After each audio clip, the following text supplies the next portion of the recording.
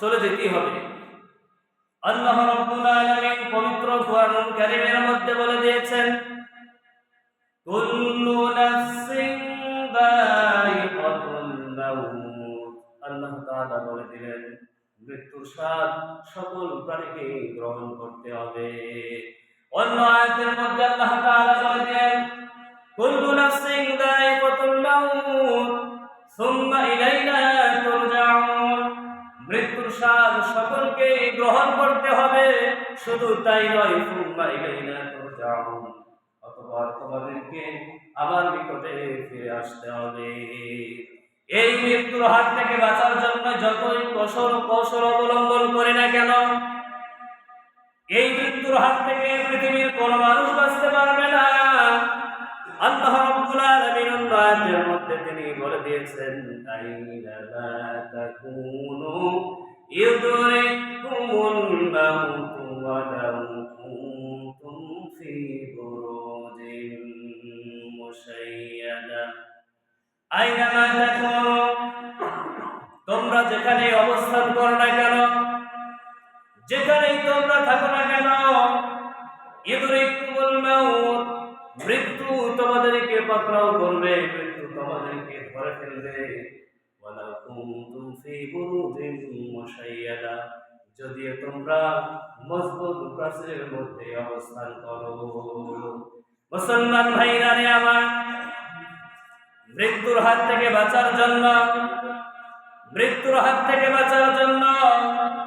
আমি এই পৃথিবীর মধ্যে এমন একটি সুন্দর করে ঘর তৈরি করলাম, সে যেই ঘরের মধ্যে সূর্যের আলো প্রবেশ করবে না, বাতাস প্রবেশ করবে না, পোকামাকড় কিছুই প্রবেশ করবে না, এমন একটি সুন্দর করে ঘর তৈরি করার পর এই মৃত্যুর হাত থেকে বাঁচার জন্য যদি আমি ওই ঘরের মধ্যে লুকায়া থাকি, আল্লাহ রাব্বুল আলামিন হযরত আজরাইল আলাইহিস সালাতু ওয়াস সালামকে বলবেন, আজরাইল, ফতেপুর গ্রামে অমুক বান্দা দুনিয়ার মধ্যে থাকার কোনো অধিকার নেই, আমি নির্দিষ্ট একটি হায়াত দান করেছিলাম, তার হায়াত শেষ হয়ে গিয়েছে, যাও তুমি ওই বান্দাকে তার জানটা কবজ করে নিয়ে চলে আসো।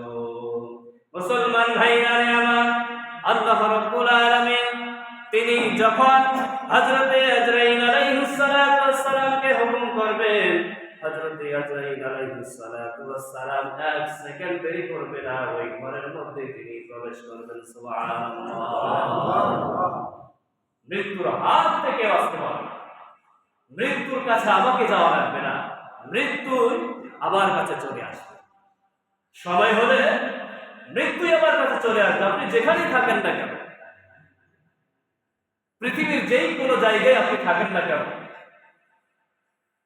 আল্লাহ রাব্বুল আলামিন হযরত আজরাইল আলাইহিস সালাতু ওয়াস সালামকে যখন অর্ডার করবেন, যখন হুকুম দিয়ে দেবেন, যাও আমার অমুক বান্দাকে আমি এই কয় বছর হায়াত দান করেছিলাম, আমার কোরআন দিয়েছিলাম, নবী রাসূল পয়গম্বর দিয়েছিলাম, আজকে হায়াত শেষ হয়ে গেছে, না দুনিয়ার মধ্যে থাকার আর কোনো অধিকার নেই, আর জানতে কবজ করে নিয়ে চলে আসে। হযরত আজরাইল আলাইহিস সালাতু ওয়াস সালামকে যদি বলেন, ভাই আজরাইল, একটা মিনিট আমাকে সময় দাও, আমি 2 রাকাত নামাজ পড়ি, হযরত আজরাইল আলাইহিস সালাতু ওয়াস সালাম 1 মিনিট কেন 1 সেকেন্ড আমাকে আপনাকে সময় দিবেন। তাহলে বোঝা গেল মৃত্যুর হাত থেকে কেউ বাঁচতে পারবে না। অন্য আয়াতের মধ্যে আল্লাহ রাব্বুল আলামিন বললেন, কুল ইন্নাল মাউতাল্লাযী তাফিরুনা মিনহু ফাইন্নাহু মুলাকীকুম